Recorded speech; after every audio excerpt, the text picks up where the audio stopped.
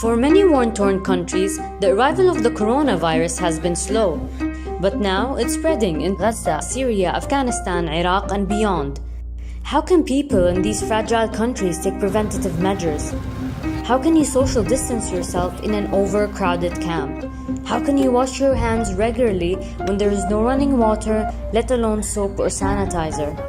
If corona can overwhelm well-equipped, well-functioning hospitals in Europe, what happens in Yemen, where half the healthcare facilities are not functional? Or Somalia, where there are 9 hospital beds for every 10,000 people? But it's not hopeless. We have fought other outbreaks: cholera, Ebola, scabies, and tuberculosis. We know that rapid action can help avert the worst. When cholera first hit Yemen, more than 1 million people were affected, the worst outbreak in recorded history.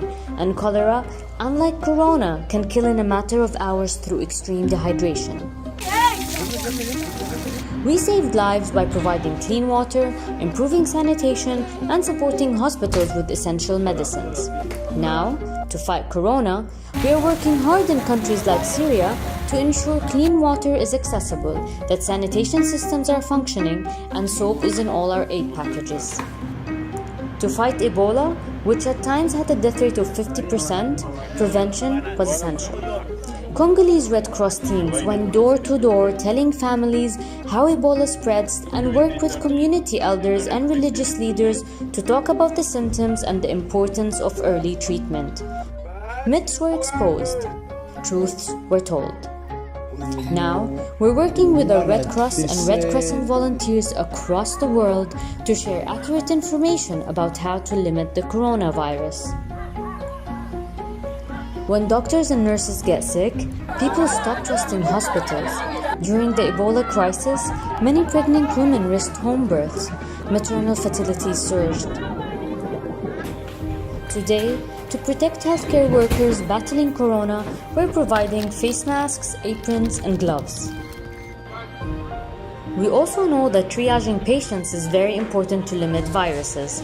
In the Democratic Republic of Congo and Somalia, we're helping hospitals to separate confirmed corona patients from suspected cases and put in place isolation facilities. We know from our work in prisons, screening is vital to control tuberculosis, a highly infectious, often deadly disease which can even be multi-drug resistant. We work with authorities to disinfect detention centers and medically screen new arrivals and identify and treat those infected with tuberculosis. And it is essential that hand-washing stations are available for all, guards and detainees. These measures are effective for tuberculosis and they can help limit corona. Syria, Gaza, and South Sudan have closed their schools. Iraq has a nationwide curfew. In Yemen, ports are closed and new arrivals tested for the virus. These fragile countries are taking action. So will we. In prisons, refugee camps, damaged hospitals, we will help.